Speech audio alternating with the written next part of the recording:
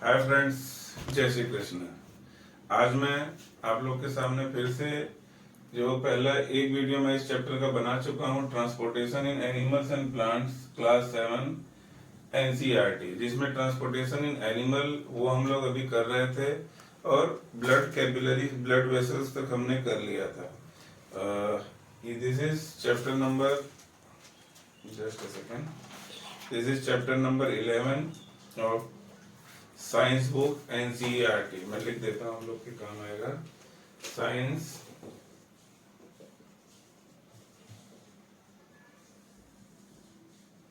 CH 11, science की chapter number 11। वैसे मैं इसके डिस्क्रिप्शन में डाल दूंगा तो आप लोग को पता चल जाएगा। तो वहाँ के हमने ब्लड वेसल्स तक कंप्लीट कर लिया था। Now we are proceeding and starting our this chapter from heart, page number 123. Let us start this chapter. The heart is an organ which beats continuously to act as a pump for transport of blood, which carries other substances with it. Very important है। important क्या है कि ये it is acting like a pump.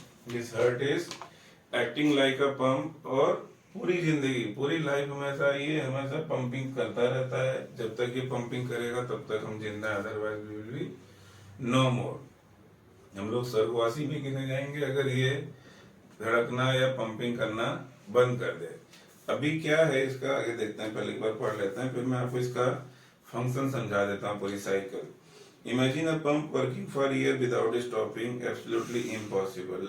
Yet our heart works like a pump non-stop. Let us now learn about the heart.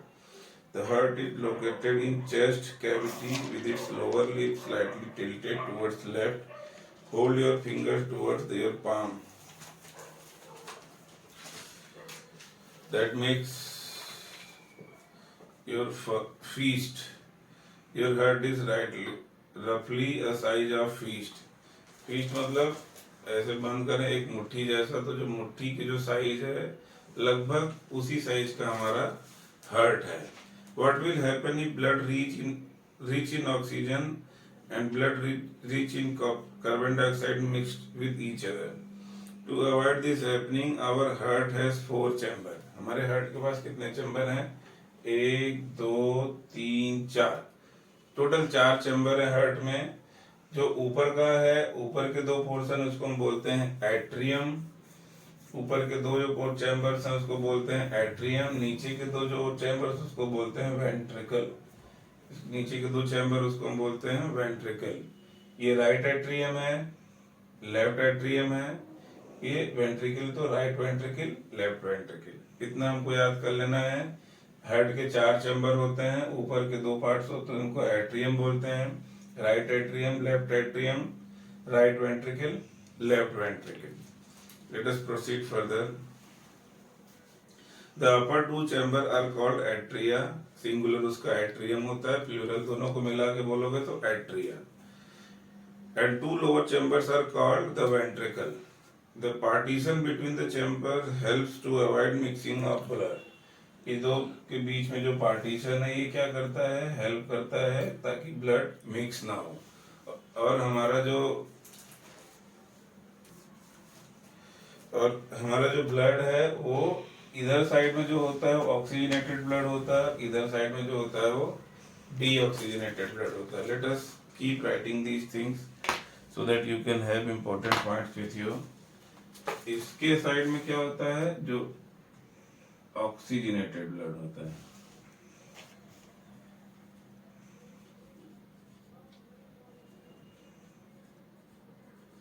और इस side में क्या होता है? Deoxygenated blood. वो कैसे होता है मैं अभी आप लोग को समझाऊंगा इस फिगर में, तो समझ में आ जाएगा। This is deoxygenated blood. और ये जो बीच की वॉल है, इस वॉल को हम लोग बोलते हैं पार्टीशन। और ये क्या करता है? जो डीऑक्सीजनेटेड ब्लड और ऑक्सीजनेटेड ब्लड को हमेशा सेपरेट रखता है। To understand the function Functioning of circulatory system start from right side of the heart, 11.3, and follow the arrow. 11.3 में जो हमने पहले इसके पहले जो वीडियो बनाया था उसके अंदर प्रॉपरली हमने ड्रॉ किया था. You can refer that video with explanation is there and I think it was a good video. You should refer that. हम लोग अभी इसको करते हैं and follow the arrows. These arrows show the direction of blood flow from heart to the lungs and back to heart from where it is pumped to rest of the body. अब pumping कैसे होता है, heart का function कैसे होता है, एक बार मैं एक इजी लैंग्वेज में आप लोग को समझा देता हूँ. Then you will create a concept और get a concept and it will rest with you throughout your life और throughout your study. Let us start with the functioning of heart. Suppose this is our heart. मैंने पहले बताया कि this is atria, दोनों को मिला के atria बोलेंगे. सिंगुलर क्या एट्रियम है, ये right atrium, this is left atrium. फिर राइट वेंट्रिकल, लेफ्ट वेंट्रिकल. अब होगा क्या, इसके दोनों के बीच में जो है पार्टीशन है, दो सेपरेट रखता है. डीऑक्सीजनेटेड ब्लड इधर रहता है और ऑक्सीजनेटेड ब्लड इधर रहता है. अब पहले हमने बताया कि हमारा हार्ट लगातार कंटिन्यूअसली पंपिंग करता रहता है. पंपिंग करने से क्या होगा, अभी पंपिंग करने के लिए आता है एस ए नोड. अगर इसमें दिया है कि नहीं दिया मालूम नहीं. एस ए नोड मैं लिख देता हूँ खाली जस्ट एक उसके लिए आप लोग के लिए. S A node. S A node क्या होता है, ये क्या करता है कि हार्ट को एक करंट सा, एक पल्स सा देता है बीट करने. जैसे ही पल्स देगा तो हार्ट सिकुड़ जाएगा, फिर रिलैक्स होगा. फिर ऐसे नोड से पल्स आएगा, सिकुड़ जाएगा, फिर रिलैक्स होगा. So it gives the pulsation to our heart. Who gives, ऐसे नोड. जब ऐसे नोड ने पल्सेशन दिया तो हमारा हार्ट क्या करेगा, सिकुड़ जाएगा, फिर रिलैक्स होगा. और ये कंटिन्यूअस हमारा ये काम चलता रहता है. अब समझते हैं हम लोग इसको क्या है ये. जब अब ये जो है हमारा मेन वेन है, जहां से पूरी बॉडी से ब्लड कलेक्ट होके कहाँ आता है, सबसे पहले राइट एट्रियम में आता है. पूरी बॉडी से ब्लड कलेक्ट होके सबसे पहले कहाँ आता है, राइट एट्रियम में आएगा. राइट एट्रियम जब रिलैक्स होगा, मतलब ये अपना हार्ट रिलैक्स होगा, तो ब्लड जो है राइट वेंट्रिकल में चला जाएगा. जब हार्ट रिलैक्स होगा तो ब्लड राइट एट्रियम से राइट वेंट्रिकल में चला जाएगा. और इसके अंदर वॉल लगा होता है. वॉल का नाम होता है, मैं अभी नहीं बोलूंगा आप लोग को क्योंकि शायद आप लोग के लेवल से ज्यादा होगा. बाइकस्पिड वॉल, ट्राइकस्पिड वॉल, ये वॉल्स होते हैं. अब ये क्या होगा, इससे ब्लड इसमें आ गया, फिर ऐसे नोड सिग्नल देगा और ये हार्ट कॉन्ट्रैक्ट करेगा, सिकुड़ेगा. जब सिकुड़ेगा तो ये जो ट्राइकस्पिड या बाइकस्पिड वॉल है ये क्लोज कर देंगे और ब्लड का जो फ्लो है ये ऊपर नहीं जा पाएगा. ब्लड को फिर ये पल्मोनरी आर्टरी, ये पल्मोनरी आर्टरी है, पूरी पल्मोनरी आर्टरी से फिर होते हुए ब्लड कहाँ जाएगा, लंग्स में जाएगा. This is our lungs. जब हार्ट ने कॉन्ट्रैक्ट किया राइट वेंट्रिकल, ये जो वॉल्व है ये बंद हो जाएगा पूरा. जब ये वॉल्व बंद हो गया तो राइट वेंट्रिकल से ब्लड कहाँ जाएगा, ये होते हुए मैंने डायरेक्शन दिखाया, सीधा कहाँ जाएगा, लंग्स में जाएगा. यहाँ तक क्लियर है. क्यों, क्योंकि जब ये ऐसे नोड क्या करता है, सिग्नल देता है, इंपल्स भेजता है कि कॉन्ट्रैक्ट करने के लिए. जब ये कॉन्ट्रैक्ट करेगा तो क्या करेगा, यहाँ जो ब्लड है ये ब्लड जो है ऊपर नहीं जा सकता क्योंकि ये वॉल बंद हो जाएगी. फिर ये ब्लड कहाँ जाएगा, पल्मोनरी आर्टरी से होके लंग्स तक जाएगा. मैंने आप लोगों को पहले वीडियो में बताया था कि जो pulmonary artery is the only artery जहाँ पे डीऑक्सीजनेटेड ब्लड बहता है. बाकी सब आर्टरीज में क्या होता है, ऑक्सीजनेटेड ब्लड बहता है. डी मेन आर्टरी है. पूरे शरीर में जो आर्टरी होती है उसमें ऑक्सीजनेटेड ब्लड जो पूरे बॉडी पार्ट्स को अप टू सेल लेवल तक पहुंचाया जाता है. अभी क्या है, जब ये कॉन्ट्रैक्ट हुआ और ये ब्लड पल्मोनरी आर्टरी से लंग तक गया तो ये प्रोसेस तो चलता रहता है. जो ब्लड इसके अंदर आया ब्लड बॉडी से वो इसमें जाएगा, कॉन्ट्रैक्ट होगा, इधर जाएगा. अब इधर क्या होगा, लंग्स के अंदर क्या होगा, ऑक्सीजनेशन होगा, ब्लड के अंदर ऑक्सीजन लोड होगा. और जो ये हमारा राइट वेंट्रिकल से जो हमारा ब्लड गया है उसमें क्या होता है, ज्यादा कार्बन डाइऑक्साइड होता है जो हमारे सेल से हमारे बॉडी पार्ट से ब्लड कलेक्ट करके लाता है। अब ये क्या करेगा, लंग्स में ऑक्सीजनेशन होगा और कार्बन डाइऑक्साइड हम सांस छोड़ेंगे तो बाहर निकल जाएगा। फिर ये ऑक्सीजनेटेड ब्लड है, ये पल्मोनरी वेन के थ्रू लेफ्ट एट्रियम में आएगा। सो अब हमको क्या ध्यान रखना है, pulmonary vein is the only when in our body which contains or carries oxygenated blood. It is the only vein which carries oxygenated blood. So क्या होगा, पल्मोनरी वेन से ब्लड आएगा कहाँ, लेफ्ट एट्रियम। अब ये क्या होगा, ऑक्सीजनेटेड ब्लड हो चुका होगा जिसके अंदर ऑक्सीजन की लोडिंग हमारे लंग्स में हो चुकी होगी, कार्बन डाइऑक्साइड हम बाहर निकाल देते हैं जब हम सांस छोड़ते हैं। तो अब लेफ्ट एट्रियम में जब ब्लड आया, जब ये नॉर्मल कॉन्ट्रैक्ट हुआ तो ये इसके अंदर ब्लड आना चालू हो जाएगा, ये भर जाएगा। फिर ऐसे नोड से सिग्नल आएगा और ये सिकुड़ेगा बहुत तेजी से, पल्स जो आएगा। फिर जब सिकुड़ेगा इसमें से आएगा, फिर जब रिलैक्स होता है तो पूरा ब्लड इसमें जाएगा। फिर सिकुड़ेगा तो फिर क्या होगा, ये बंद हो जाएगा, ऊपर नहीं जाने देगा। ब्लड क्या करेगा, एओर्टा यानी मेन आर्टरी से होते हुए हमारे पूरी बॉडी में चला जाएगा ब्लड। मैं एक लाइन यहां लिख देता हूं, to body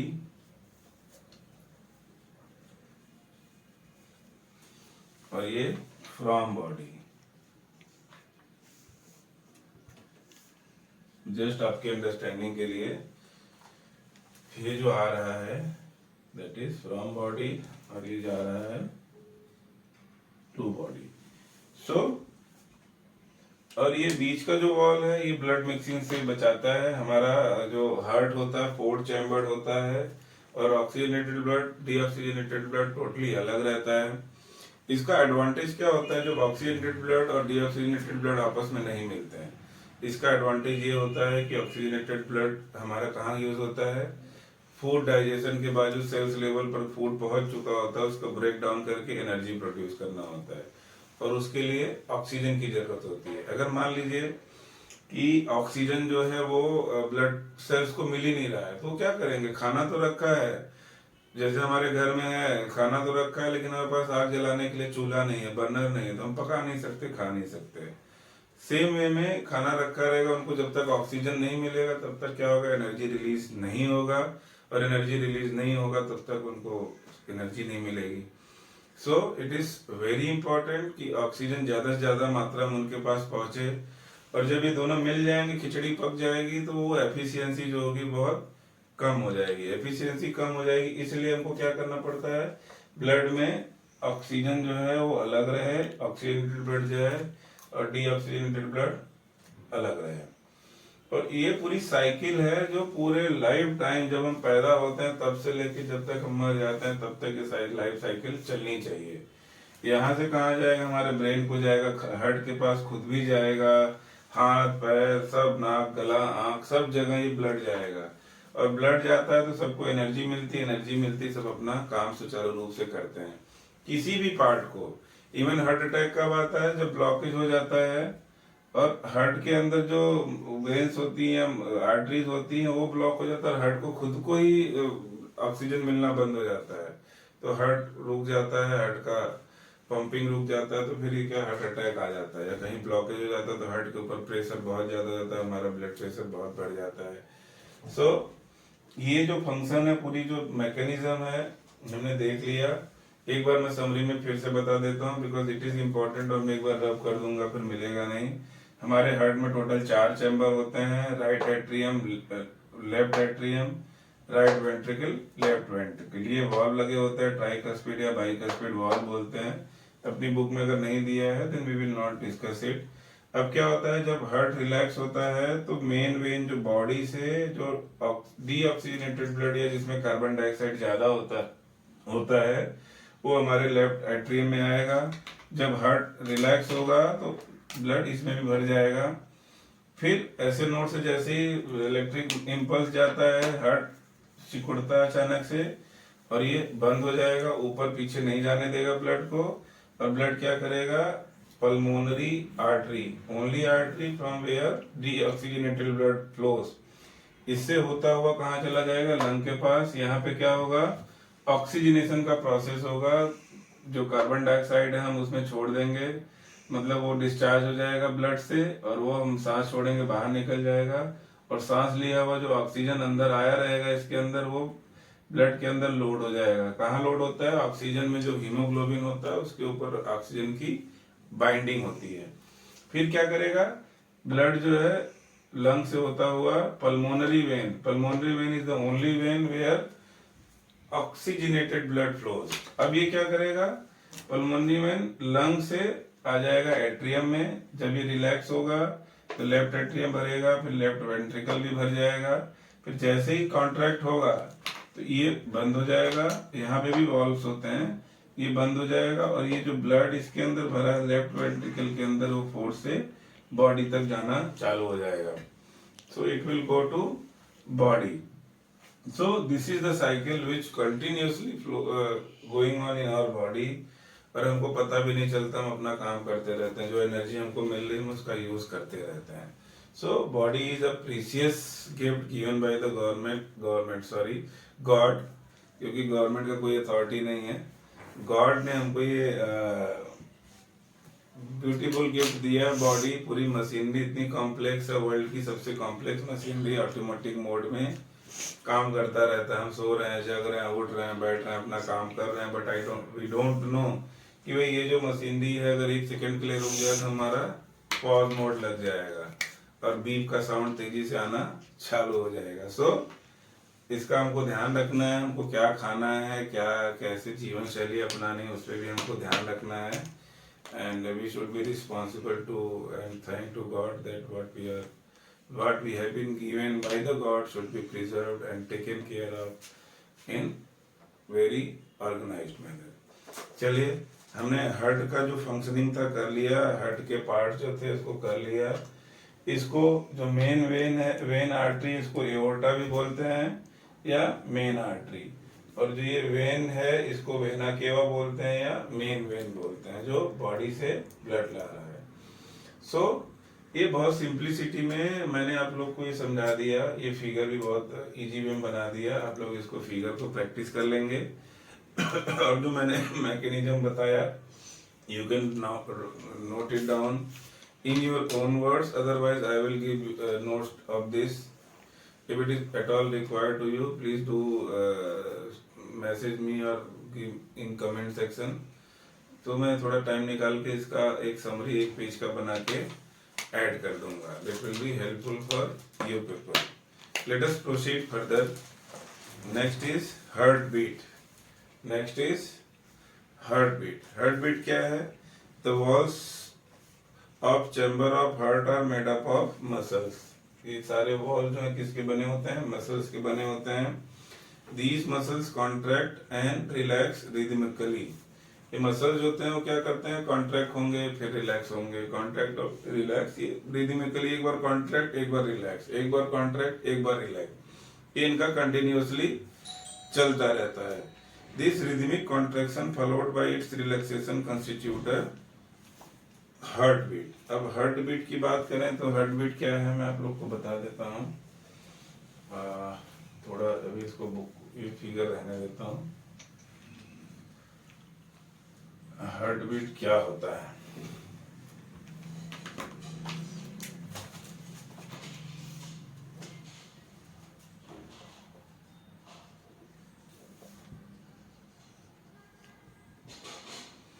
what is heart beat?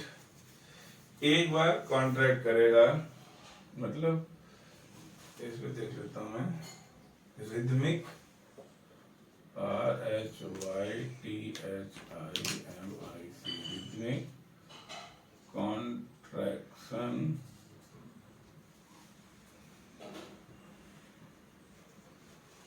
followed by its relaxation।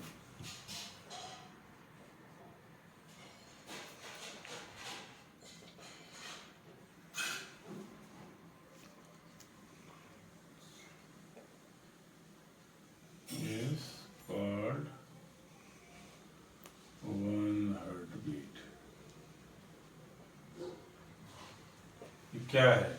एक बार रिदमिक, एक बार कॉन्ट्रैक्ट करेगा फिर रिलैक्स करेगा, तो कॉन्ट्रैक्शन प्लस रिलैक्सेशन, मतलब एक साइकिल पूरा, contraction plus relaxation is called one heart beat. Contraction plus relaxation को हम क्या बोलेंगे? वन हार्ट बीट बोलेंगे। आगे चलते हैं। Remember that heartbeat continues every moment of our life. If you place your hands on left side of your chest, और heart हमारा क्या है? चेस्ट से हल्का सा लेफ्ट साइड में रहता है। लेफ्ट साइड मतलब इधर साइड, तो हल्का सा लेफ्ट साइड में अगर अपना हाथ रखते हैं तो we can feel our heart beat. The doctor feels your heart beat with the help of instrument called stethoscope. Doctor कैसे नापता है heart beat? Stethoscope.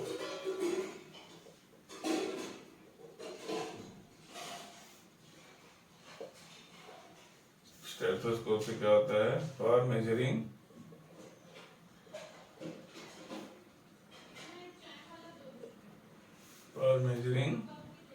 Heart beat. ये स्टेथोस्कोप होता है, जिससे क्या करते हैं डॉक्टर्स, आप लोग के पास होता है, जब हम जाते हैं तो हमारे हाथ में वो बांध देते हैं। स्टेथोस्कोप तो कान में लगा के सुनते हैं, दैट इज हार्ट बीट नापने के लिए होता है वो। डॉक्टर देखिए आपके पेज में दिया हुआ है 11.5 instrument to hear heart beat. इसमें स्टेथोस्कोप दिया है, इसमें चेस्ट पीस है, फिर ट्यूब है, फिर एक ईयर पीस है जो कान में हम लगा के हार्ट बीट को सुनते हैं। A doctor uses the stethoscope as a device to amplify the sound of heart. It consists of chest piece that carries sensitive diaphragm, two earpiece and a tube joining the parts. आप लोग figure 11.1 refer करेंगे, उसमें दिया हुआ है how the stethoscope is.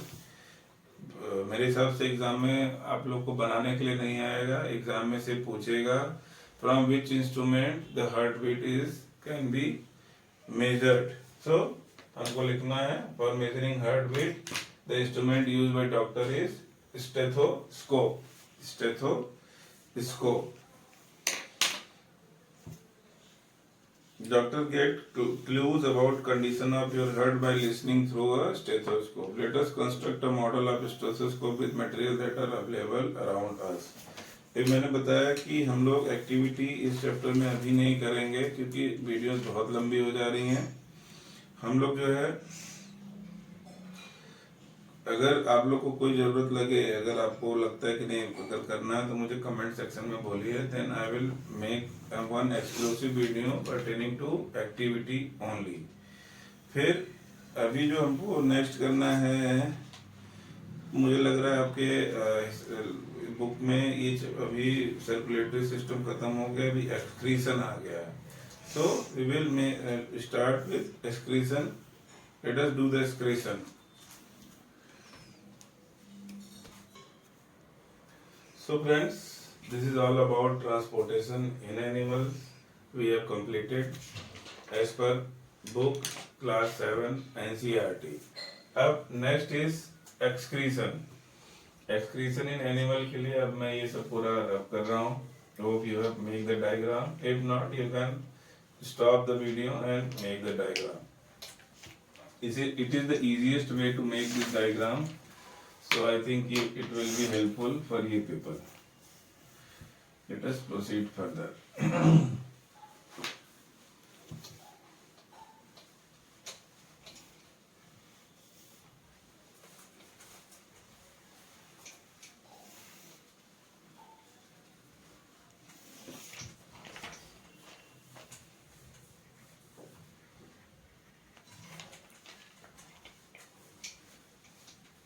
आप सबको I hope कि मजा आ रहा होगा हार्ट कैसे काम करता हो पढ़ने में, और उस चीज को जानने के बाद कि हमारी बॉडी कैसे बनी and how it is working at absolute efficiency. Absolute efficiency. Now let us start. Next heading is 11.2 excretion in animals. Excretion in animal, ये है 11.2 EXCRETION।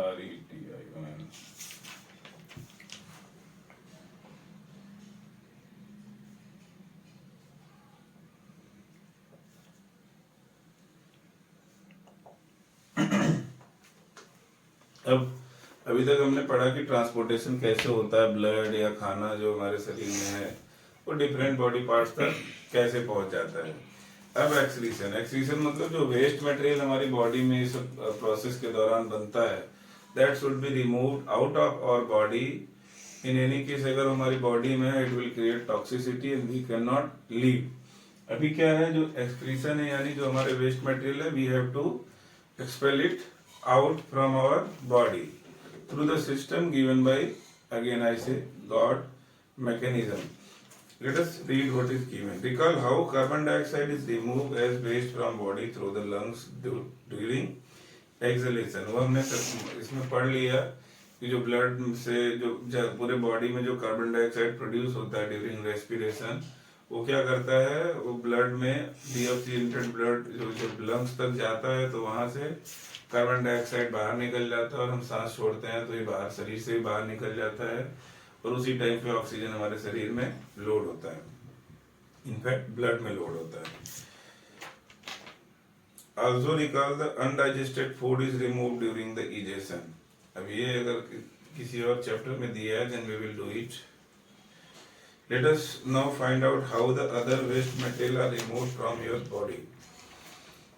You may wonder where these unwanted materials come from. When our cells perform their function, these are toxic and hence need to be removed from our body material. When our cells perform their functions, certain waste products are released. These are toxic and hence need to be removed from our body. The process of removal of waste products in cells of the living organism is called excretion. तो excretion क्या है? Process of removal of waste material. What is excretion? Process of removal of waste material from our body.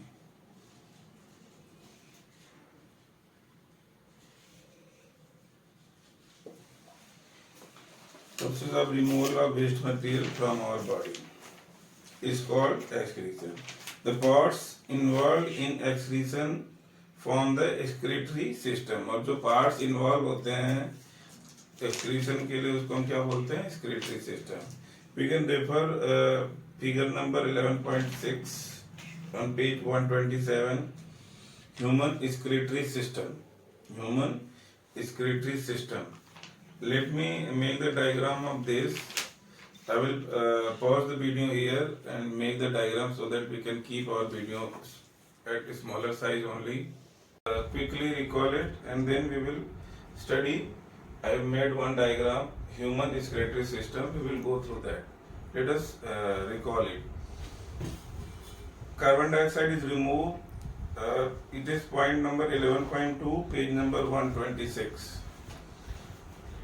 Recall how carbon dioxide is removed as a waste from the body through the lungs during exhalation. हमने पढ़ा था कि blood जब निकलता है हमारा, ये हम सांस छोड़ते हैं तो कार्बन डाइऑक्साइड जो है वो बाहर निकल जाता है during our exhalation process. Also recall the undigested food is remove during the egestion. अभी हमने ये वीडियो में नहीं किया हुआ इजेशन क्या होता है, but it will be there in some chapter and later on it will come through my this channel. Let us now find out how other waste material are removed from body. अब हम लोग क्या find करते हैं कि बाकी waste material कैसे body से निकाला जाता है. You may wonder where these unwanted material come from. आपको ये भी लगेगा कि यार ये मटेरियल्स हमारी बॉडी में आते कहाँ से हैं. So when our cells perform their function, certain waste products are released. Basically cells का क्या फंक्शन होता है कि वो रेस्पिरेशन करते हैं और ऑक्सीजन का यूज करके फूड को ब्रेक डाउन करके एनर्जी प्रोड्यूस करते हैं. फिर होता क्या है, जब फ्रूट का ब्रेक डाउन करेंगे तो बहुत सारा उसमें से वेस्ट निकलता है, जैसे कि कार्बन डाइऑक्साइड हो गया, जो ऑक्सीजन और फूड को एनर्जी को ग्लूकोज को ब्रेक करेंगे तो वो निकलेगा. सो कार्बन डाइऑक्साइड निकलता है. इसके अलावा बहुत सारे मटेरियल वेस्ट प्रोडक्ट निकलता है जो कि सेल्स में रहता है. तो सेल्स में अगर ये रहेगा then it is toxic and it will harm our body. So these things should be removed from our body, and for that there is a specific system is given by the God. Proper specific system दिया हुआ है जिसके through हम सारा जो भी waste material है वो बाहर निकाल देंगे. The process of removal of waste product produced in the cell of the living organism is called excretion. The process of removal of waste product produced in the cell of living organism is called excretion. The part involve in excretion from the excretory system. ये दो line बहुत important था. The process of removing of all the waste product from the cells or body is called excretory system. दूसरा जो सारे body parts जो involve है excretion में उसको हम क्या बोलेंगे? excretory system. अब excretory system in humans, ये मैंने एक डायग्राम बनाया है, ये आपकी बुक में दिया हुआ है पेज नंबर 127 पे figure number 11.6 human excretory system. So let us quickly go through the contents given in this paragraph, और इसका जो फंक्शनैलिटी है वो भी हम लोग समझ लेंगे. The waste which is present in blood has to be removed from the body. It is very true. अब इसमें हम लोग अगर फिगर में देखें तो ये आर्टरी है जो मैंने रेड कलर का बनाया है, इसमें ऑक्सीजनेटेड ब्लड जाता है, और ये वेन है जो मैंने ब्लू कलर का बनाया है जिसमें डीऑक्सीजनेटेड ब्लड रहता है. तो इसके अंदर जो भी वेस्ट मटेरियल है वो निकालने के लिए भगवान ने हमको क्या दिया हुआ? दो किडनियां दिया हुआ है, दो किडनी दी हुई है. अब इसमें से क्या होगा? जब ब्लड ये हमारे लोअर चेस्ट से नीचे जो एब्डोमेन एरिया होता है उसके साइड में जो हमारा क्या बोलते हैं स्पाइन होता है उसके बगल में लगा हुआ होता है. लोकेशन अगर आपको देखना है तो एक बार गूगल में देखते रहेंगे तो आपको पता चल जाएगा इसका लोकेशन क्या होता है एग्जैक्टली किडनी का. अब क्या होगा? ब्लड जब इधर आता है तो यहाँ से एक रास्ता दिया हुआ है किडनी में जाने का. ब्लड इसके अंदर जाएगा किडनी में, फिर किडनी से होते हुए फिर ब्लड पास हो जाएगा, अपना कंटिन्यू रास्ता रहेगा. लेकिन किडनी में जो जाएगा तो किडनी में क्या होगा? जो भी वेस्ट मटेरियल है, अनवांटेड चीज है, वो फिल्टर हो जाएगी और खाली ब्लड जो है वो फिर यहाँ से पास होता है, इसमें आता है. सो जो किडनी में जो वेस्ट मटेरियल निकला वो क्या होगा? Through ureter. यूरेटर एक पतली सी लंबी पाइप होती है, हमको ध्यान रखना है, इसका नाम है यूरेटर. यूरेटर के थ्रू कहाँ जाता है? यूरिनरी ब्लैडर में. यूरिनरी ब्लैडर में जाता है, दोनों किडनियों का साथ में प्रोसेस चलता रहता है. यूरिनरी ब्लैडर जाएगा, यूरिनरी ब्लैडर में जाके वो वेस्ट मटेरियल जैसे हम यूरिनेशन करते हैं तो यूरिन के साथ में बहुत सारा वेस्ट मटेरियल होता है तो जाके यहाँ पे स्टोर हो जाता है. यहाँ पे एक यूरिथ्रा होता है. यूरिथ्रा का क्या काम होता है? कंट्रोल करता है कि जब इसके ऊपर प्रेशर आएगा, जब ये टंकी फुल हो जाएगी, यूरिनरी ब्लैडर जो टंकी फुल होने के बाद जब यूरिथ्रा पे प्रेशर आएगा then our mind will be given one message. हमारे दिमाग पे मैसेज जाएगा कि now the time has come for urination. अब हमको यूरिनेशन के लिए जाना होगा. यूरिनेशन के लिए जाने के लिए फिर क्या होगा कि फिर हमको जो मैसेज आएगा देन फिर हम अपने आप को स्टॉप नहीं कर सकते. Rather we should not stop ourselves. हमको रुकना नहीं है, फिर जाके जो ये टंकी है इसको खाली कर लेना है, यानी यूरिनेशन कर देना है. सो दैट जो वेस्ट मटेरियल है टाइम टू टाइम ये बॉडी से बाहर निकल जाए, ये बॉडी से बाहर निकल जाए. अब देखते हैं हमारी बुक में क्या दिया हुआ है, लाइन बाय लाइन हम इसको कर लेते हैं. The waste which is present in blood has to be removed from body.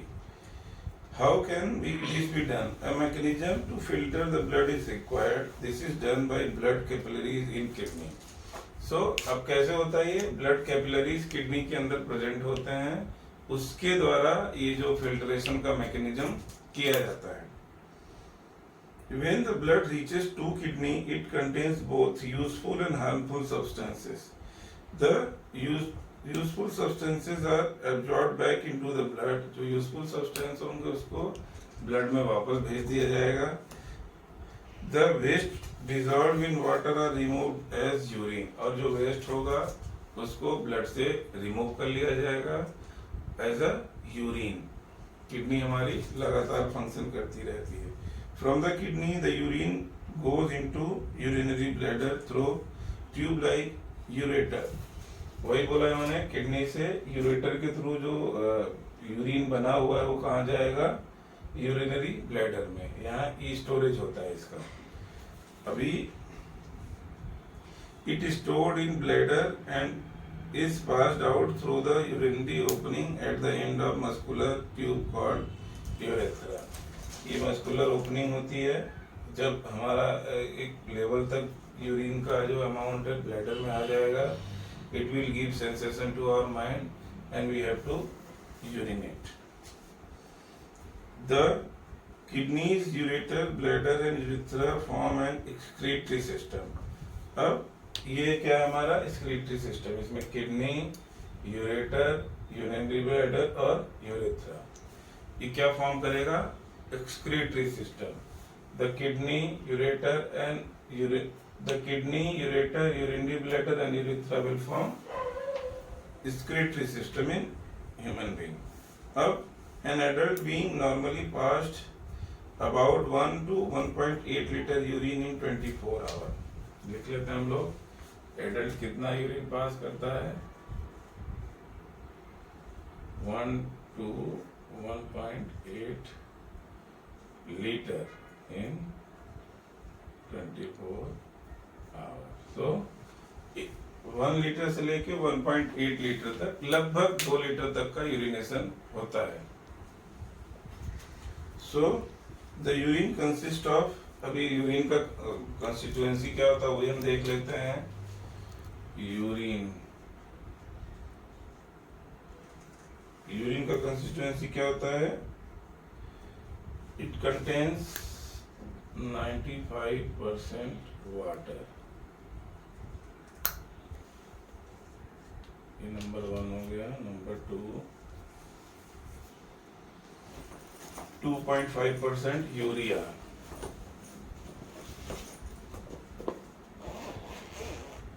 Number 3 2.5% other waste product.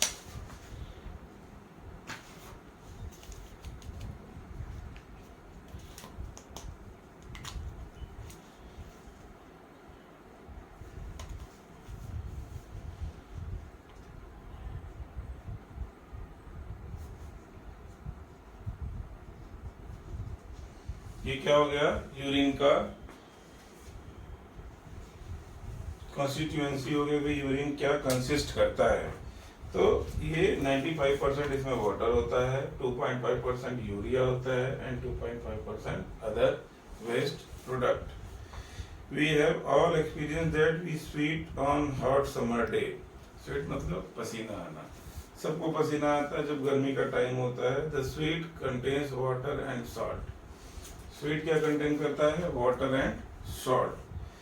अब बूझो जी आ गए हैं, बूझो जी बोलते हैं, बूझो है seen that sometimes in summer white patches are found on our clothes, especially in the area like underarms. These marks are left by salt present in sweat.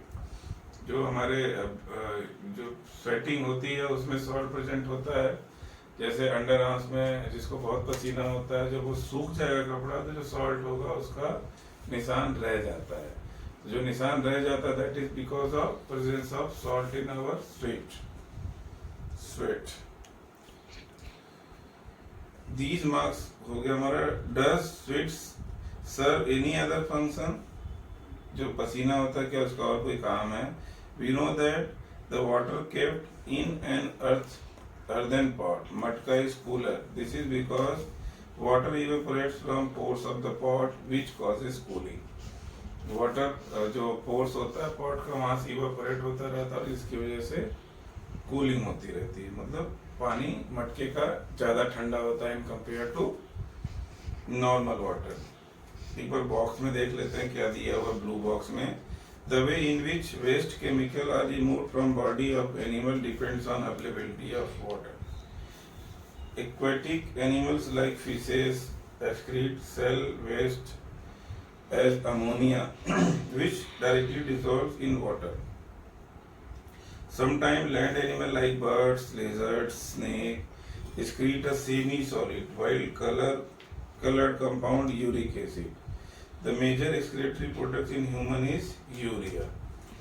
अब अगर इसमें देखें तो land animal like birds, lizards, snakes, मतलब जो generally birds होते हैं, lizards और स्नेक हैं, वो सेमी सॉलिड वेस्ट प्रोड्यूस करते हैं, एक्सक्रीट करते हैं। वाइट कलर्ड कंपाउंड उसमें क्या होता है, यूरिक एसिड होता है। तो जो बर्ड्स, स्नेक और ये लोग हैं, इनके जो वेस्ट मटेरियल में यूरिक एसिड होता है। हम लोग शॉर्ट में लिख लेते हैं। It may be asked in objective question in exam and it is also information which we should be knowing. चलिए लिख लेते हैं, बर्ड्स, स्नेक,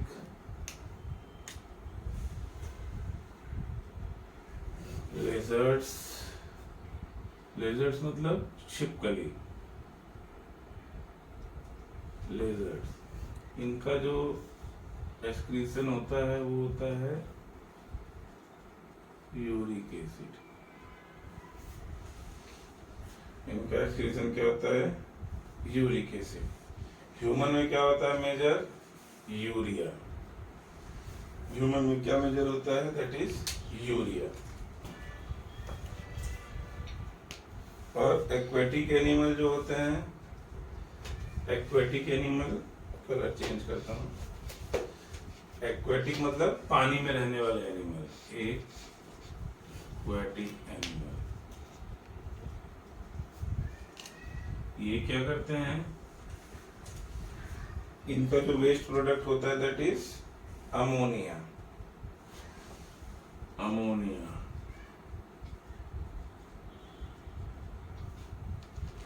इनका जो वेस्ट प्रोडक्ट होता है अमोनिया। हमने क्या क्या किया, एक्वेटिक एनिमल में अमोनिया होता है, बर्ड्स, स्नेक, लेजर्ड्स में यूरिक एसिड होता है, ह्यूमन में यूरिया होता है। This is we have collected from this. Sometimes a person kidney may stop working due to infection or injury. कभी कभी क्या होता है, किसी की किडनी खराब हो गई ड्यू टू इंजरी और any infection. As a result, the kidney failure, the waste product start accumulating in the blood. अगर किडनी फेलियर हो गया तो जो इसमें कैपिलरीज, ब्लड कैपिलरीज होते हैं जो कि फिल्टर कर देते हैं यूरिया और वेस्ट प्रोडक्ट को, वो फिल्टर नहीं होगा, वो सीधा सीधा हमारे ब्लड में ही रह जाएगा। फिर क्या होगा, as a result kidney waste product start accumulating in the blood. Such person cannot survive unless their blood is filtered periodically through an artificial kidney. This process is called dialysis. This process is called dialysis. Dialysis क्या है, अगर हमारी kidney due to any infection या injury की वजह से, accident की वजह से किडनी मान लीजिए हमारी फेल हो गई, तो क्या होगा, किडनी जब फिल्टर नहीं करेगी तो ब्लड के अंदर जो यूरिया है 2.5% या अदर वेस्ट प्रोडक्ट 2.5% है, that has to be mandatorily remove from the body. लेकिन अब क्या होगा, जब किडनी आपकी काम ही नहीं कर रही तो रिमूविंग एक्सक्रीटरी सिस्टम आपका फेल हो गया, तो अब क्या होगा, वो सारे जो वेस्ट मटेरियल है, ऐसे देखा जाए तो दीज आर वेरी टॉक्सिक। अगर आपके ब्लड में ज्यादा दिन तक रह गया then you can not survive, आप जिंदा नहीं रह सकते हैं। अब इस केस में क्या होगा कि जो अगर आदमी जो भी कर रहा है उसको क्या करना पड़ेगा, फिर एक प्रोसेस होता है उसको बोलते हैं डायलिसिस। डायलिसिस पे जाना पड़ेगा। वो आर्टिफिशियल किडनी होती है, एक तरह से काम करती है, जो हॉस्पिटल में होता है। तो हमको हॉस्पिटल जाके अपने ब्लड से वो वेस्ट मटेरियल अपने ब्लड को थ्रू आर्टिफिशियल किडनी या आर्टिफिशियल मशीनरी के थ्रू होके पास कराना पड़ता है, और जो भी उसमें यूरिया है, अदर वेस्ट मटेरियल है, वो पूरा वो निकल के छन के अलग हो जाएगा और फिर हमारा ब्लड प्योर हो जाएगा। But this is a very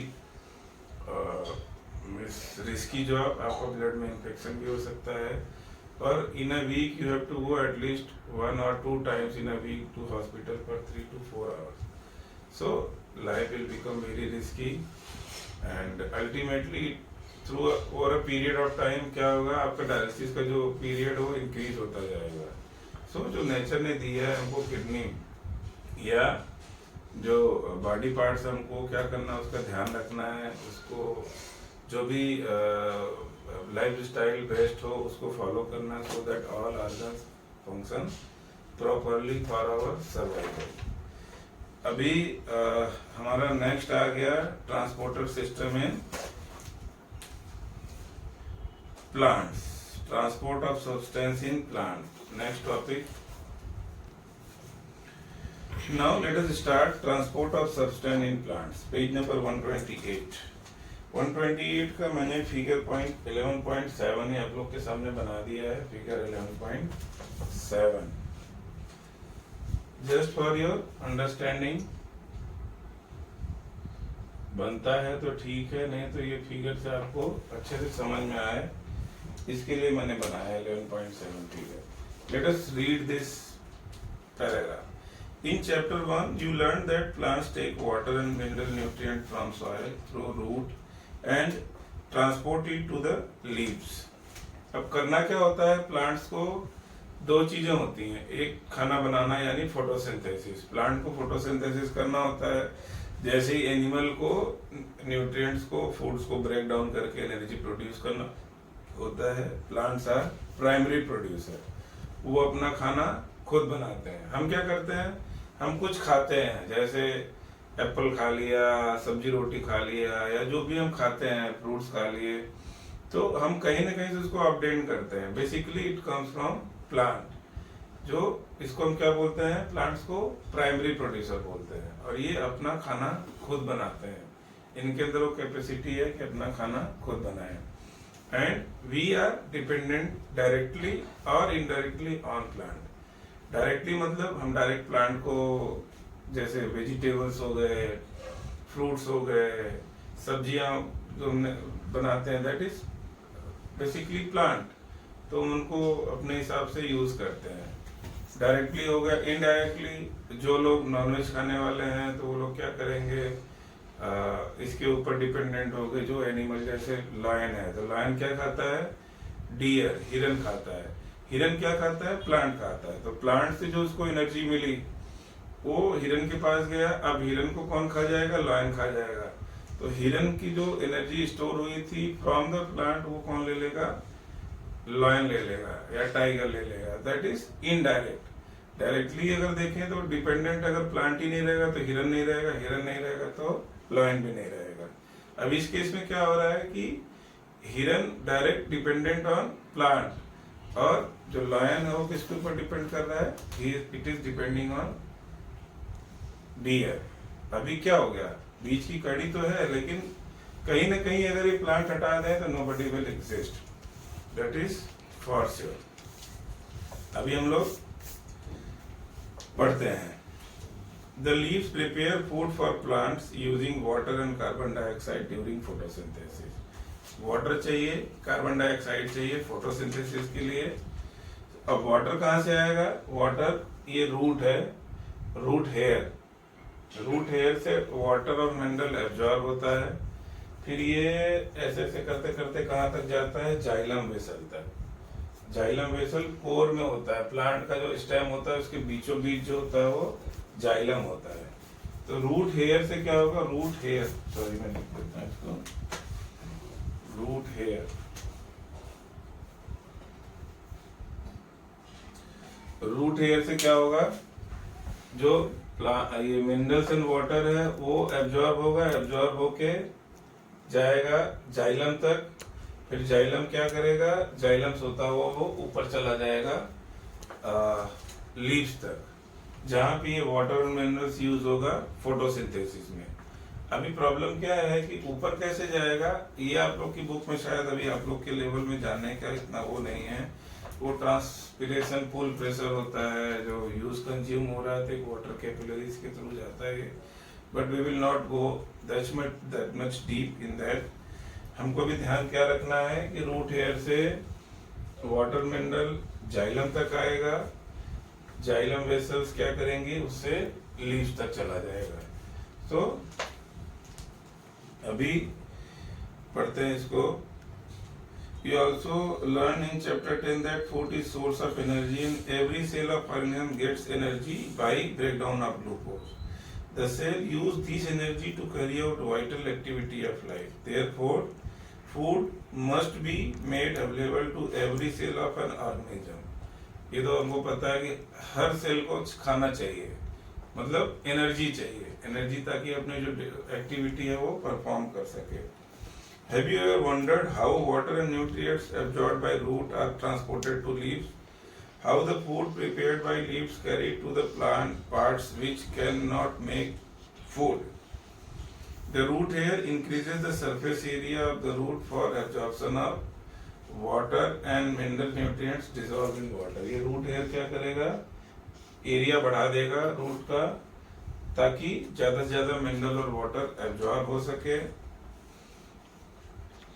from the soil. The root hair is in contact with water present between the soil and between the soil particles. Can you guess how water moves from root to leaves? What kind of transport system is present in plant?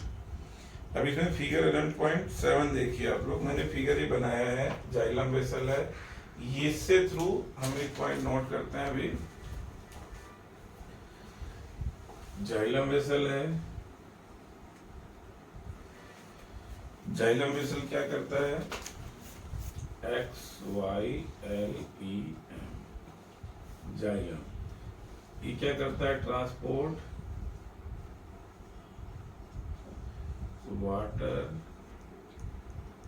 And mineral from root to leaves of plant for photosynthesis.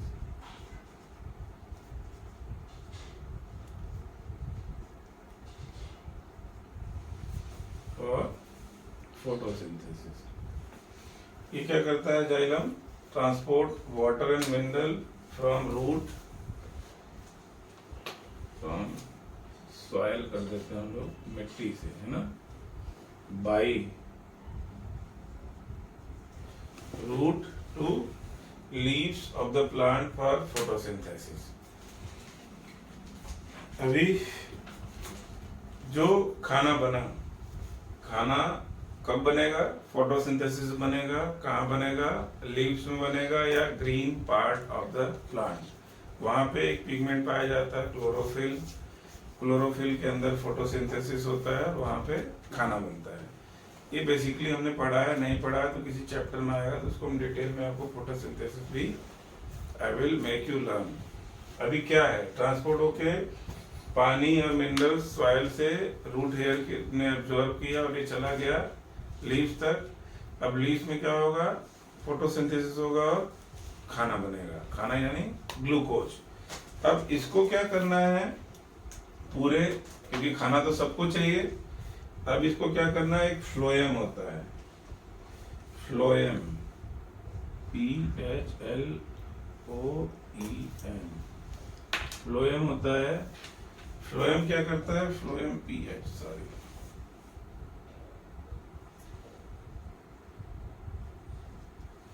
Phloem क्या करता है? It distribute food material, it distribute food material. कहाँ पे बनता है खाना? Leaves में, तो हम लिखेंगे from leaves to all part of plant. So मैंने शॉर्ट में लिखा है जाइलम क्या करता है? वाटर और मिनरल को जो रूट हेयर एब्जॉर्ब करता है उसको लीव्स तक ले जाता है जहाँ फोटोसिंथेसिस होता है। फोटोसिंथेसिस के बाद जो फूड मटेरियल तैयार हो यानी ग्लूकोज, ये क्या करेगा? सबको डिस्ट्रीब्यूट करेगा, each part of the plant. So phloem का काम क्या है? Food material prepared during the process of photosynthesis, उसको क्या करेगा? It will distribute to all part of the plant. अब अगर हम प्लांट की बात करें तो हमने प्लांट देखा हुआ होगा, जो स्टेम होता है बाहर एक छिलका कवर जैसा होता है, किसी किसी में बहुत रफ जैसा होता है, किसी किसी में सॉफ्ट होता है। वो जो छिलका जो पार्ट है दैट इज फ्लोएम, उसके बीच जो दैट इज फ्लोएम, और जो अंदर स्टेम होता है, आपके बेसिक नॉलेज के लिए मैं बता रहा हूँ, अंदर जो स्टेम होता है उसका कोर भाग होता है बीच का भाग होता है दैट इज जाइलम। चलिए हम लोग आगे बढ़ते देखते हैं भी क्या लिखा है अच्छी बुक में। Bujo is right. Plants have pipe-like vessels to transport water and nutrients from soil.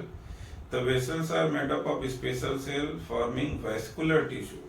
A tissue is a group of cells that perform specialized function in organism. हमने पहले ही पढ़ा हुआ है पहले की चैप्टर्स में कि टिश्यू क्या होता है। It is a group of cells that perform specialized function. जैसे हमारे आँख का टिश्यू हो गया, हाथ का टिश्यू हो गया, नोज का टिश्यू हो गया, लंग्स का टिश्यू हो गया। तो ये क्या है, लंग्स का एक कॉम्बिनेशन ऑफ सेल्स है जो परफॉर्म क्या कर रहे हैं। अगर लंग की बात करें तो दैट इज परफॉर्मिंग द हमारा ये रेस्पिरेशन सिस्टम का एक पार्ट है, इंपॉर्टेंट पार्ट है। तो ऐसे ही टिश्यू क्या होते हैं, स्पेशलाइज्ड सेल होते हैं जिनका काम होता है मिलके एक काम करना, it is unit. The vascular tissue for transport of water nutrients in the plant is called xylem. Xylem forms a continuous network of channels that connects root to leaf through stem and branches, thus transport water to the entire plant. अब ये क्या करता है, जो xylem है यहाँ पे ये पूरा एक कंटिन्यूस सिस्टम बनाता है from the root to leaf तक। कंटिन्यूस एक पतली नली जैसे होती है, वेस्कुलर टिश्यू होता है जो पूरा एक कंटिन्यूस सिस्टम बनाता है ताकि जो भी न्यूट्रिएंट्स या वाटर प्लांट ने एब्जॉर्ब किए हैं वो एब्जॉर्ब होने के बाद पूरा लीव्स तक जा सके। कंटिन्यूअस सिस्टम बनाता है ये, इसको क्या बोलते हैं, जाइलम। हमने इंपॉर्टेंट लिख लिया है। Next paragraph, you know that leaf synthesise food, the food has to be transported to all parts of plant, this is done by vascular tissue called phloem, this is called by phloem. thus xylem and phloem transports substances in plant। तो हम क्या बोल सकते हैं कि xylem और phloem है वो क्या करता है, हमारे जो प्लांट्स हैं उनके अंदर में ट्रांसपोर्ट ऑफ सब्सटेंस का मेन काम करते हैं। अभी ये पेज नंबर 129 में एक्टिविटी 11.3 है, we will not be doing on this video. If there is any question और query you can raise the same in comment section or mail me up. I will definitely let you know, or up to my level best I will put another video of activity only, or give some brief notes in comment section or in description so that you can download it from there only. Next is transpiration. Next is transpiration, page number 130. In class 6, you learned that plants release a lot of water by the process of transpiration. Plants absorb mineral nutrients and water from soil. Not all water absorbed is utilized by the plant. The water evaporates through the stomata present on the surface of the leaves by the process of called transpiration. Transpiration क्या है, मैं बता देता हूँ आपको। Transpiration is loss of water by the plant through stomata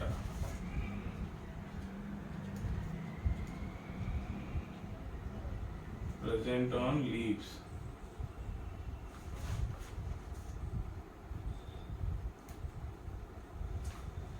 is called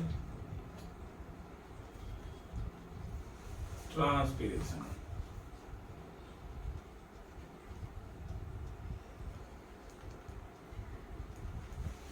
Loss of water by the plant through stomata present on leaf is called transpiration. अभी हमने क्या पढ़ा था कि रूट हेयर या रूट से वाटर एब्जॉर्ब होता है और थ्रू जाइलम ये लीव्स तक पहुंच जाता है। अब लीव्स में क्या होता है, फोटोसिंथेसिस, जहाँ वाटर की जरूरत होती है। This is raw material for photosynthesis, water. अब क्या होगा, वाटर सारा का सारा तो यूज नहीं हो जाएगा, जो अपने काम का है फोटोसिंथेसिस वो तो रख लेते हैं, लेकिन बाकी वाटर का क्या करेंगे, वो तो रख ही नहीं सकते हैं। स्टोरेज जैसा सिस्टम तो कुछ है नहीं, पूरा हम टंकी भर के स्टोर कर लिए। This is not there in the leaves और एनी प्लांट। तो वो क्या करते हैं, जो एक्स्ट्रा वाटर एब्जॉर्ब हुआ they have to release in atmosphere. तो वो क्या होता है, stomata is a small opening on leaves जो लीव्स होते हैं उसके ऊपर ओपनिंग होता है, इसको हम बोलते हैं stomata. Stomata, stomata, small opening on leaves. Stomata small opening on leaves होता है। इसका काम क्या होता है स्टोमेटा का? ये बंद ओपन, बंद खुलता ऐसे रहता है हमेशा। सो इसका जो प्राइमरी फंक्शन है to regulate the water content in leaves. अभी क्या करेगा, जब पानी ज्यादा होगा तो खुलेगा और वाटर या गैसियस एक्सचेंज बाहर निकल जाएगा। So loss of water by the plant through stomata which is small opening on leaves present on leaf is called transpiration. This is simple definition. It can be asked in small question, define transpiration. अगर हम इतना लिखते हैं it will serve our purpose, but I will give some brief notes to you people. Let us proceed further. The evaporation of water from leaf generates a suction pull, the same that you produce when you suck water through a straw. जो evaporation होता रहता है, मैंने बताया था कि evaporation पोल pressure उसको बोलते हैं, ट्रांसपिरेशन पोल प्रेशर। ये क्या होगा, जो पानी एक्स्ट्रा हुआ उसको निकाल देगा। अगर पानी स्टोर रहेगा तो नली जाम हो जाएगी और पानी आना बंद हो जाएगा। इसलिए क्या करता है, ट्रांसपिरेशन से पानी निकलता रहता है और जो कंटिन्यूअस पतली पतली कैपिलरी होती है तो उस पानी की जगह लेने के नीचे से जो पानी का प्रेशर होता है फिर वो आ जाता है। तो एक पूल प्रेशर का काम करता है पत्ती के ऊपर जो ट्रांसपिरेशन होता रहता है, ताकि रूट पानी को, वाटर को एब्जॉर्ब करता रहे और ऊपर से पुल प्रेशर जो है वो इसको एब्जॉर्प्शन के लिए पावर रहता है। सो पुल प्रेशर इज इम्पोर्टेंट। अगर पुल प्रेशर नहीं होगा तो वाटर मिनरल एब्जॉर्ब नहीं होगा रूट हेयर से और फोटोसिंथेसिस का प्रोसेस रुक जाएगा। इसीलिए transpiration in plant is also a important phenomena, ताकि प्लांट को हमेशा पानी और मिनरल्स अवेलेबल रहे। जैसे ही उनको सनलाइट मिलना चालू हो, they can start prepare their food. आगे देख लेते हैं। Transpiration also cools the plant. Transpiration से क्या होता है, प्लांट्स कूल भी रहते हैं, ताकि क्या होता है, जो वार्म वाटर होता है वो निकलता रहता है, जो नीचे से ठंडा पानी आता रहता है, so that temperature is maintain in hot summer weather also. So this is all about this chapter called transportation in animals and plants, chapter 11, class 7. We have completed this chapter in 3 parts, part 1, video 1, video 2, video 3. Now if there is any doubt, you can put your question in comment section. I will make the things clear. और अभी next chapter कौन सा होगा, जल्दी मेरा अगले chapter का भी वीडियो आएगा, which is going to be asked in your final exams. So be ready for next video, but for that I humbly request you to please subscribe my channel and press notification bell icon, so that any new video is coming, you can get notification of the same and my hard working gets justification. Thank you so much. Jai Shri Krishna.